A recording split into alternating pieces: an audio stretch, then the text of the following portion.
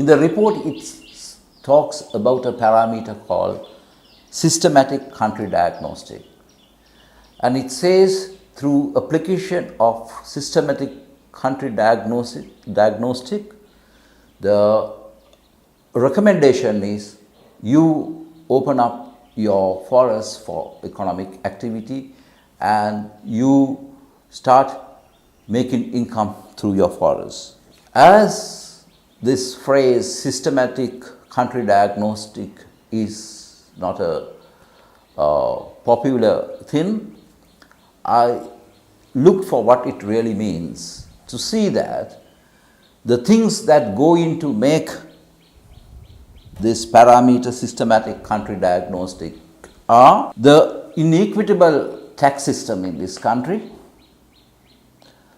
the unemployment issue of lowest 40% income earners, and poor governance issues in the country. So, through a parameter which is made based on these facts, they say the remedy for all these ills is you open your forests and start making money from those. This is a clear example of how they deceive the public and authorities through such things. Now the question is how to move on from here, how to get over this awful situation. Actually, what has been created is a very complicated situation for few reasons. One is the need of the World Bank to sell this loan and its proposal. Number two, the need of a cash-strapped Sri Lankan government to get some money from somewhere and to pump into a failing economy. Number three, perhaps the need of some officials to have the cake and to eat it for the possible perks that could come along with that. How to move on from here? Perhaps as of now, a total cancellation of this project may not be possible, and as I said before, almost 60% of the money had already been received by the Sri Lankan government. But again, we see this money so far had been spent very haphazardly and injudiciously. So what we need, I think now, is first hold this project at least temporarily and make a good review first. Actually, the first midterm review, as for the report, is supposed to have happened somewhere in October 2018. Say if it had been the case, perhaps that could be used as a baseline, but perhaps that alone may not be sufficient.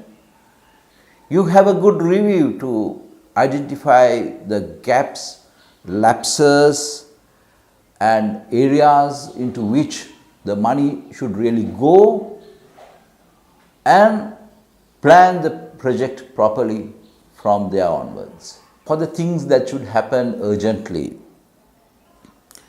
number one, we need to take a stock of Sri Lanka's forest cover urgently, because there's a very conflicting situation. One is the government continues to say that Sri Lanka's forest cover is somewhere around 30%, which has been disputed by the academics and activists who claim in reality it is somewhere around 16%. Number two, with regard to Singharaja, as I told you before, the extent of Singharaja as of today is 11,000 hectares, and Also, we hear many wrongdoings within Singharaja as well as in its adjacent areas. So, this issue needs to be addressed urgently, and the best way of addressing this issue would be to redemarcate Singharaja, which actually is a very long drawn need. Actually, the cabinet recommendation for this had come in 2004. Since then, nothing has happened for which the blame has to be accepted by the forest department. So, this needs to be rectified very urgently.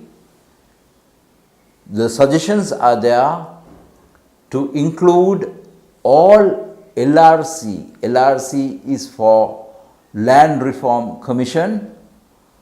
All LRC lands that fall within 500 meters from the present boundaries of Singharaja to be incorporated into it, plus to annex all the secondary forest cover that are found close to it. And the estimate is thereby the Singharaja forest cover would extend to at least 20,000 hectares.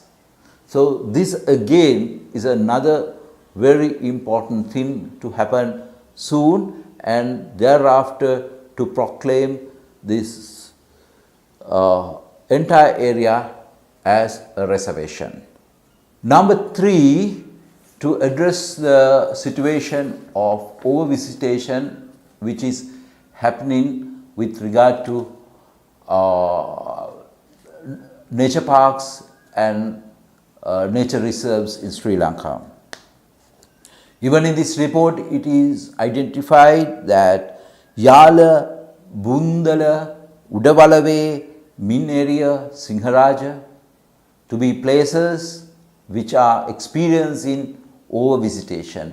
So, it is very urgently needed for us to know and calculate an optimum maximum carrying capacity for a day for the forest reserves of this country. We thought of producing this series in English language also for our friends abroad to know what's going on in Sri Lanka with regard to deforestation, and also about the projects such as ESCAMP, which is being carried out through World Bank loans. We assume that more and more people will come to know about these things and also would support us in our attempt to reverse this unsavory situation which is happening in our country.